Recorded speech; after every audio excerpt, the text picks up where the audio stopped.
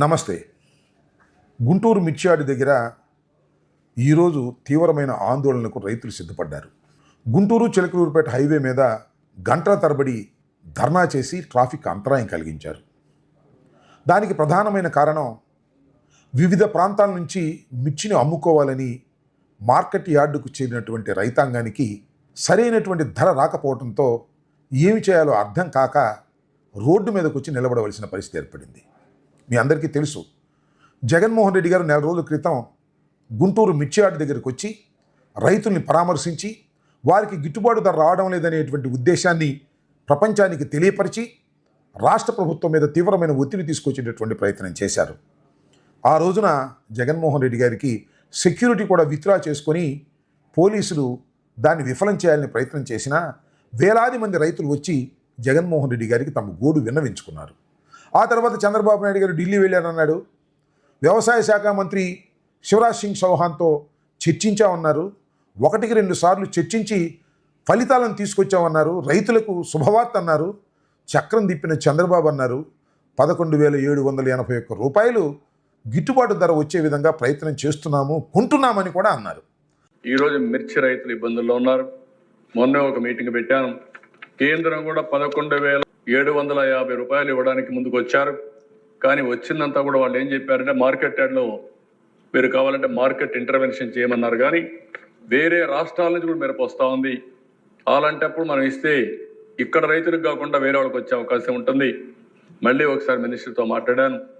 దీనికి ఏ విధంగా చేయాలి, ఏ రైతు నష్టపోయారు, ఏ రైతు మార్కెట్ తెచ్చాడు, ఇవన్నీ మార్కెట్ ఇంటర్వెన్షన్తో కేవలం 25% మాత్రమే కొనేదాన్ని సీలింగ్ తీసేసి 75% కొంటున్నాం అనేటువంటి ప్రగల్భాలు పలికారు. తర్వాత ఏం జరిగింది?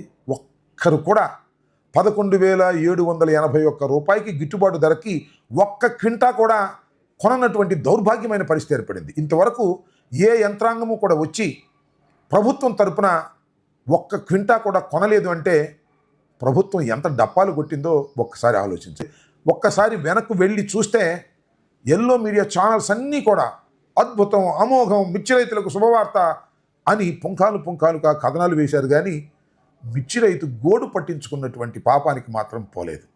చంద్రబాబు నాయుడు గారు ప్రగల్భాలు పలికారు. కానీ ఎక్కడా కూడా మిర్చి రైతులకు న్యాయం జరక్క అల్లాడిపోతున్నటువంటి దుస్థితి.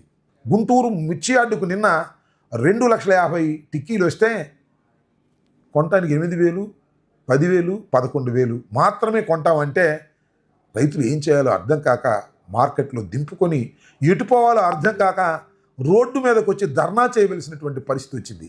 నేను ఒక విషయాన్ని ఇక్కడ చెబుతున్నా. ధర్నా చేసింది ఏ పొలిటికల్ పార్టీ ప్రోత్సాహంతోనో లేకపోతే ఏ వ్యవసాయ సంఘం ప్రోత్సాహంతో కాదు. అప్పటికప్పుడు వారు ధర్నా చేసుకోవాలి అనేటువంటి నిర్ణయానికి వచ్చారు. ప్రభుత్వం మీద ఒత్తిడి తీసుకురావాలని నిర్ణయానికి వచ్చారు.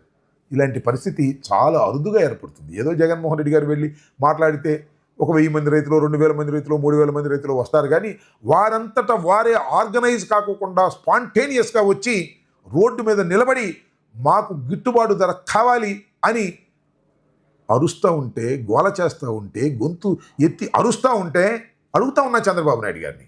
ఆ ఎల్లో మీడియాని అడుగుతూ ఉన్నా, రైతులకు శుభవార్త, మిర్చి బ్రహ్మాండంగా కొంటున్నారు అని ప్రగల్భాలు పలికారే, మరి వాళ్ళు ఏం సమాధానం చెప్తారని అడుగుతా ఉన్నా. కావాలని ఎల్లో మీడియాలో ఒక ప్రచారం చేసుకుని డప్పాలు కొట్టడం తప్ప మిర్చి రైతును ఆదుకున్నటువంటి సందర్భమే లేదని చెప్పడానికి ఇవాళ గుంటూరు మిర్చి యార్డు దగ్గర జరిగినటువంటి ధర్నా అనే దీనికి ప్రధానమైన సాక్ష్యం. ఇప్పటికైనా నేను చాలా స్పష్టంగా, వివరంగా ఈ రాష్ట్ర ప్రభుత్వానికి చెప్పదలుచుకున్నాను, హెచ్చరిక చేయదలుచుకున్నాను. మిర్చి రైతులు విపరీతమైన ఆందోళన చెందుతున్నారు. ఈ రాష్ట్రంలో ఉత్పత్తి అయ్యేటటువంటి మిర్చి దేశంలో ఉత్పత్తి అయ్యే దానిలో 50% ఉంటుంది. అంటే ఎంత పెద్ద ఎత్తున రైతాంగం ఆంధ్రప్రదేశ్లో మిర్చిని పండిస్తారో తెలుసుకోవాల్సినటువంటి బాధ్యత ఈ ప్రభుత్వానికి ఉంది. ఈ ప్రభుత్వం ఇప్పటికైనా మార్కెట్ ఇంటర్వెన్షన్కి వచ్చి మార్కెట్ని రంగంలోకి దింపి కొనుగోలు చేసి రైతును ఆదుకోకపోయినట్లయితే రైతు ఆగ్రహానికి ఈ కూటమి ప్రభుత్వం, నారా చంద్రబాబు నాయుడు గారు గురికాక తప్పదని హెచ్చరిక చేస్తున్నాను. ధన్యవాదాలు.